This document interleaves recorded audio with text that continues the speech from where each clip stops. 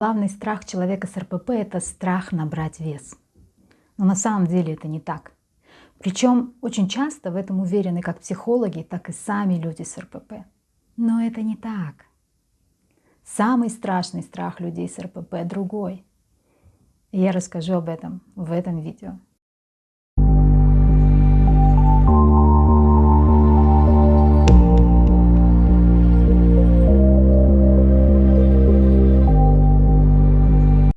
Здравствуйте, друзья! Меня зовут Нина Воронова-Барте, я психолог, кандидат биологических наук. И как всегда я говорю, что вы на моем канале, где я рассказываю о расстройствах пищевого поведения. Сегодня буду говорить, я об этом уже снимала видео и говорила, но каждый раз меня просят снова еще что-то об этом рассказать, поэтому я снова еще что-то об этом рассказываю. О страхе набрать вес. На самом деле люди с РПП не боятся набрать вес. Они боятся, что вес выйдет из-под контроля. Что однажды вес начнет расти, и я ничего не смогу с этим сделать. Потому что я уже не буду контролировать этот процесс. Он начнет расти и будет расти, расти, расти, расти, пока не достигнет каких-то нереальных, нечеловеческих размеров. И все, и там дальше какой-то конец жизни. Потому что это уже как-то не жизнь вообще. И вот этот вот ужас, что вес выйдет из-под контроля однажды, и вы ничего не сможете сделать с этим. Вот этот страх, который не только постоянно присутствует у людей с РПП, но за который они в каком-то смысле держатся. Потому что если вы скажете человеку с РПП: давай я сделаю так, что ты не будешь бояться набрать вес. Он скажет: подождите, этот страх — это единственное, что удерживает мой вес в какой-то норме. Если я не буду бояться набрать вес, это что будет? Значит, я буду его набирать. Значит, мой самый страшный кошмар реализуется. Я буду набирать и набирать и набирать, пока не превращусь в человека размером с дом, и все. И там, как я сказала, все, это какой-то, там дальше только смерть. Все, там больше ничего нет. Там только какие-то тонны, какие-то тысячи килограммов жира и больше ничего. Какой-то вообще адский ад, кошмарный кошмар. Но в чем тут соль? Соль тут в том, что невозможно бояться набрать вес. Наш мозг устроен так, наша психика устроена так, что мы боимся чего-то, что может нам навредить. Буквально. То есть мы боимся того, что может нас убить или нарушить нашу целостность. То есть ранить нас, оторвать нам руку, ногу, заставить нас страдать, испытывать боль. Вот чего мы боимся. Невозможно бояться набрать вес. Особенно там, когда мы говорим о весах, которые точно вас не убьют. Вот никак они вас не убьют. То есть если девочка с анорексией боится набрать 5 килограммов, понятно, что это ее не убьет. Это отдалит ее от ее цели, безусловно, но это ее не убьет. Так чего на самом деле боятся люди с РПП? Вы боитесь не набрать вес.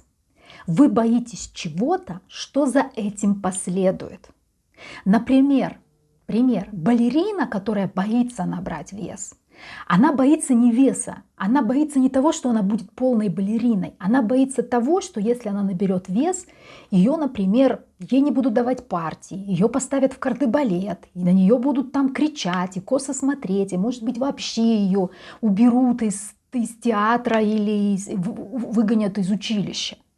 То есть вы боитесь последствий, не самого факта, потому что он не вредит вам, а последствий, которые заставят вас страдать. И там всегда, вот для человека с РПП, они часто неосознаваемы. Я боюсь набрать вес, точка. Там не точка. Я боюсь набрать вес, и дальше следует настоящий страх. Потому что меня не будут любить толстой.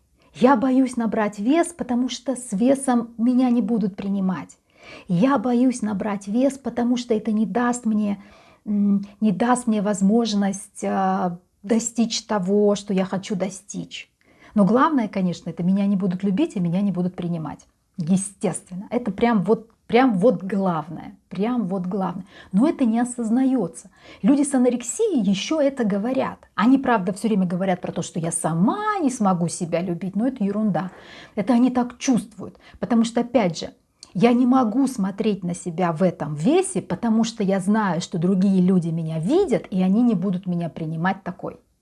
Например, не идеальный, даже не худой, не идеальный. Они будут думать, что я слабая, я не могу контролировать свой вес, а если я буду очень худой, люди будут думать, что я сильная, волевая, у меня все под контролем, соответственно, я идеальная.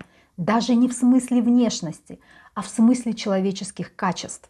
Я сильная, я волевая, я уверенная в себе, я умею добиваться целей, мне вообще никто не нужен, я вот такая, значит, сама по себе крутая. Вот так это работает. Что касается булимиков, то им вообще непонятно, почему они боятся набирать вес, в том смысле, что они не могут вот это так вербализировать. Они прям четко говорят, я боюсь набрать вес, потому что я не контролирую этот процесс.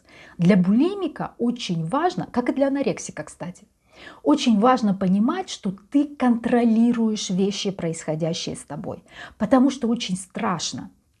И если анорексик еще контролирует, то есть он, вот особенно анорексик ограничительного такого, с ограничительной анорексией, он понимает, что он контролирует. Вот я контролирую, а вот у меня случилось переедание, катастрофа, и я потеряла контроль.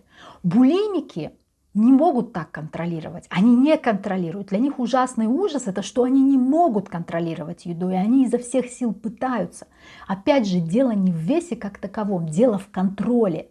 Потому что булимикам очень страшно жить, и они, если анорексикам очень страшно жить, и они не живут, они как бы уходят из жизни, уходят в изоляцию, в норку, то булимики, они не сдаются, они пытаются жить, им дико страшно, они сжимают зубы, и вот на силе воли, на самоконтроле, чтобы не свалиться в этот страх и ужас, в эти слезы, в это самоуничижение, они сжимают зубы и пытаются изо всех сил демонстрировать, что у них все хорошо.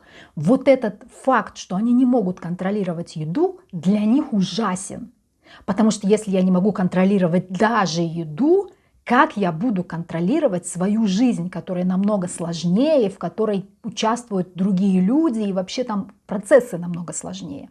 То есть для них это как бы такой показатель, что они не справляются. Что касается людей с компульсивным перееданием, там очень часто есть большой вес, и у них прям реальный страх. Вот у них реальный страх, что они будут продолжать набирать, и тогда, я не знаю, у них там начнутся какие-то вообще дикие проблемы со здоровьем, они не смогут ходить, выходить из дома и так далее. Вот, то есть у них тут есть небольшое отличие у людей с компульсивным перееданием. Им хотя бы есть чего бояться в этом смысле, потому что там про какие-то реальные физические нарушения. Ну, казалось бы, если ты так боишься набрать вес, почему ты его набираешь? Ну, ведь ты боишься ходить ночью, да, там, например, куда-нибудь там к алкашам. Ты не ходишь. Логично? Логично. Казалось бы. Ну, правда, некоторые ходят, там, травмированные люди, но это вообще другая история про гиперкомпенсацию травмы. Не суть. Так вот, важно, чтобы справиться с этим страхом набора веса, важно понять, чего вы боитесь на самом деле. То есть вот это «меня не будут любить, меня не будут принимать» — это тоже часто поверхность, потому что не будет любить кто? Здесь анорексик скажет все люди, ничего подобного. Все нас не интересуют. Нас всегда интересует кто-то. Кто-то. Какие люди? Кто не будет вас любить? Еще раз, это не вы и это не все. Кто вас не принимал? Для кого вы стараетесь? Кому вы пытаетесь доказать? То есть и в страх нужно локализировать максимально. Это принцип работы с любым страхом. Страх нужно локализировать.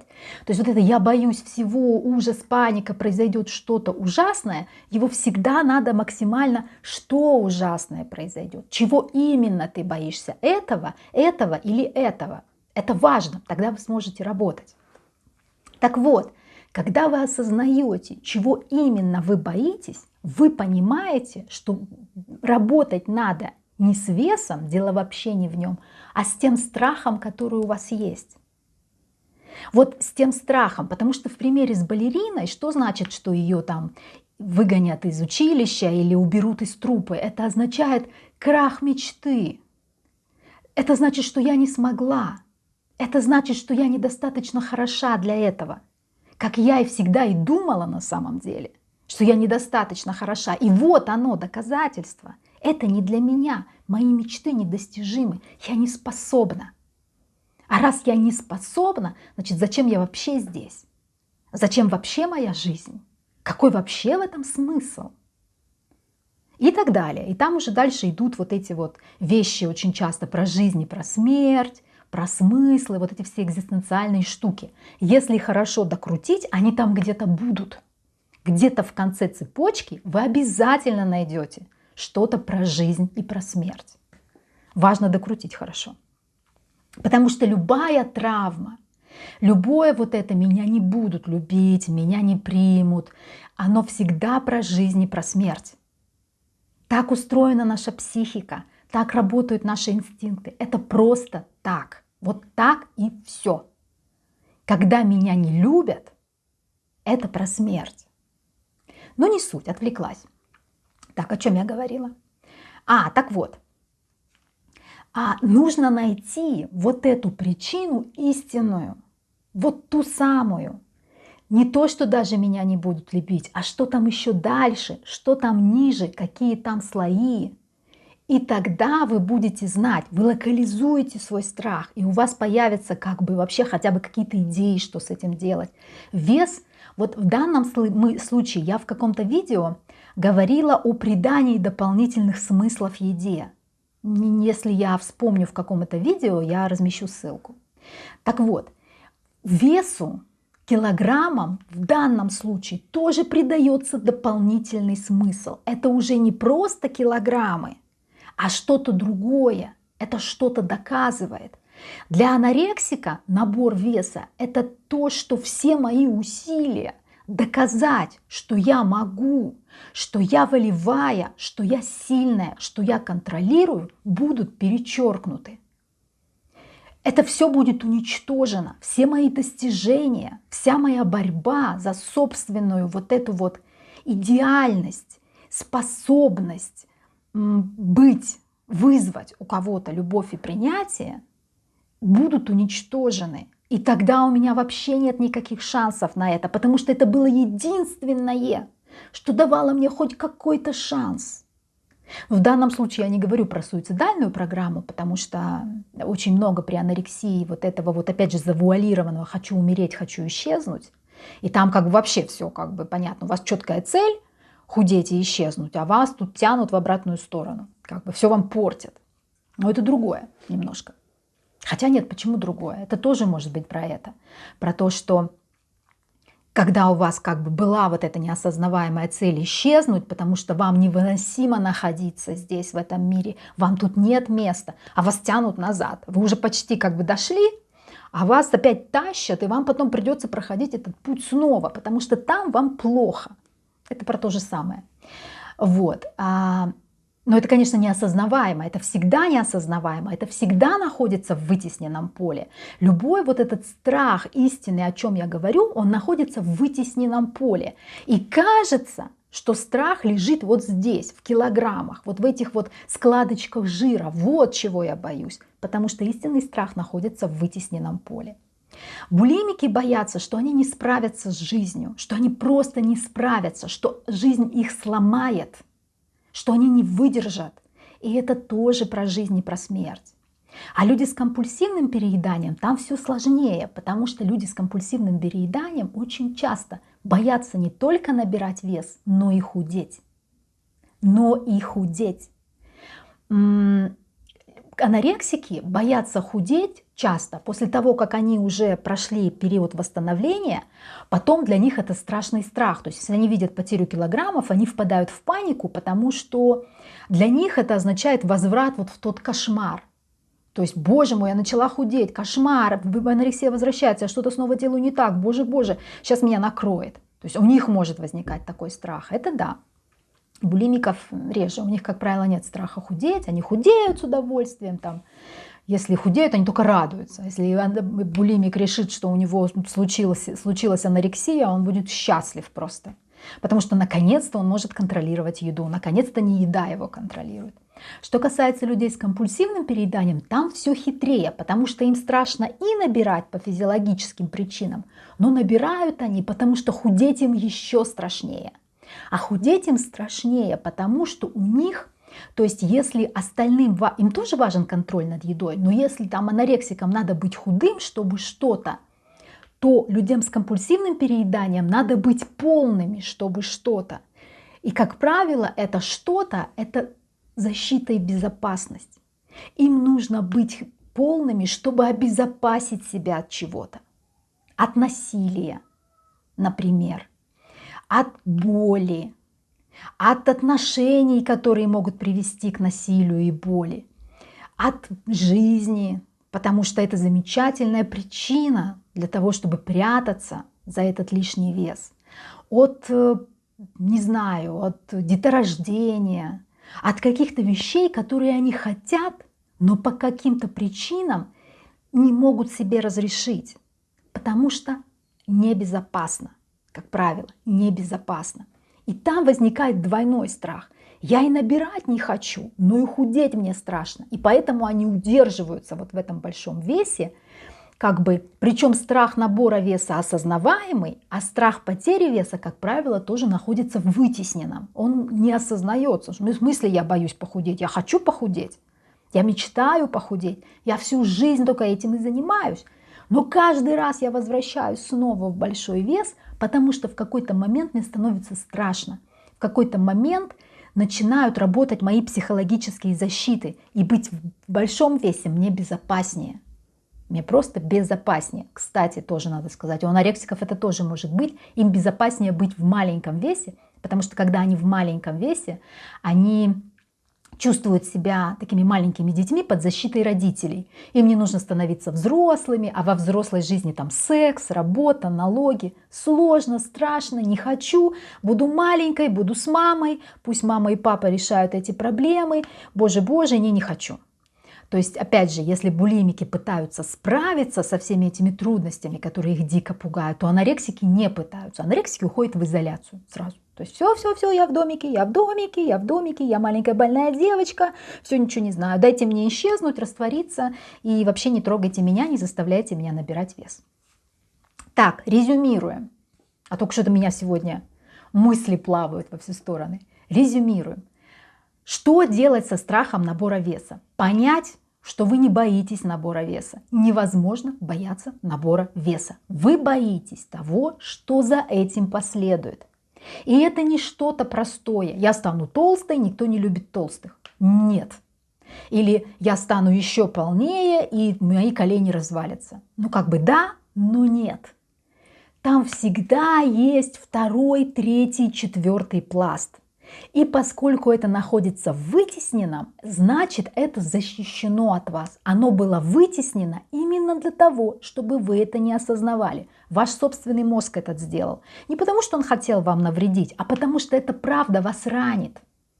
Она вас ранит, она вам болезненна. Поэтому мозг ее вытесняет, присыпает сверху землицей, как бы говорит, ничего нет, ничего нет. Ты просто боишься потолстеть, потому что вот видишь, как все просто. Вот сейчас возьми, сядь на диетку, и все у тебя будет прекрасно. Что-то, правда, не получается все время, но это ты просто недостаточно силы воли. Про это просто ленивый вот такой вот испорченный. Вот соберись сейчас, и все у тебя будет хорошо. Ой, опять не получилось. Как же так? Ай-яй-яй. Надо лучше собраться. Надо еще постараться, надо сделать еще больше усилий. То есть истинную причину вытеснили и дали вам фальшивую причину, чтобы вы вокруг нее там крутились всю оставшуюся жизнь и боролись с ветряными мельницами. Кто читал Дон Кихота или хотя бы слышал о нем. Что делать? Что делать? Искать истинные причины. Лучше всего делать это с грамотным психологом, который умеет работать с бессознательным, потому что вытеснено, умеет обходить эти защиты. Это, как правило, люди, которые используют проективные методики, там, эмоционально-образную терапию, психодраму, вот эти все странные штуки, которые не про вот здесь и сейчас, а про какие-то вот эти фантазии непонятные, нарисуй мне картинку, вот это все. Вот, или там представь, что ты там то-то и сё-то, как выглядит твой страх, представь, может он выглядит в виде коробочки, может он похож на домик, может он похож на собачку. Ну вот этот весь бред, от которого особенно пугаются анорексики и булимики, потому что люди с компульсивным перееданием, они еще как-то в это идут, булимики такие, что за бред вообще, а анорексики такие, в смысле, я сейчас буду сидеть, представлять какие-то глупости, вы тут за кого меня держите? Я не собираюсь выглядеть глупо. Вот. Но тем не менее, вот эти техники позволяют обойти защиты. Если у вас нет такого психолога, думайте сами. Думайте, думайте, думайте, пытайтесь докопаться. Мозг имеет очень важное свойство. Когда вы даете ему задачу ясную, он будет над этим работать. Он будет над этим работать в фоновом режиме. Но задача должна быть поставлена. Вы должны быть на ней сфокусированы. Вы должны сказать, я хочу понять, чего я боюсь на самом деле. Может этого, может этого, может этого. Не знаю. И потом ваш мозг будет работать в фоновом режиме, если вы будете время от времени этот запрос повторять. Типа мы все еще думаем над этим мозг. Он такой, окей, думаем. Мы все еще думаем над этим. Вот, и тогда в какой-то момент есть надежда, что вот эта вот правда она пройдет через защиту, в том смысле, что защита будет убрана. Потому что мы же думаем об этом, значит, нам защита пока не нужна, сейчас не нужна. То есть мы можем эту информацию получить к ней доступ. Вот, и когда вы поймете, чего вы боитесь на самом деле, кого вы боитесь разочаровать, кто должен принять вас, почему вам так важно, чтобы именно этот человек или эти люди вас приняли. Почему вас так пугает ваша жизнь? Что именно вас в ней пугает? Почему вы считаете, что не справитесь? Почему вам важно не сбрасывать вес? От чего он вас защищает? И это никогда не на поверхности. Вот первый же ответ, который вам приходит, это не ответ. Это вот этот ложный ответ, который ваша психика предлагает вам вместо истинного, который вытеснен.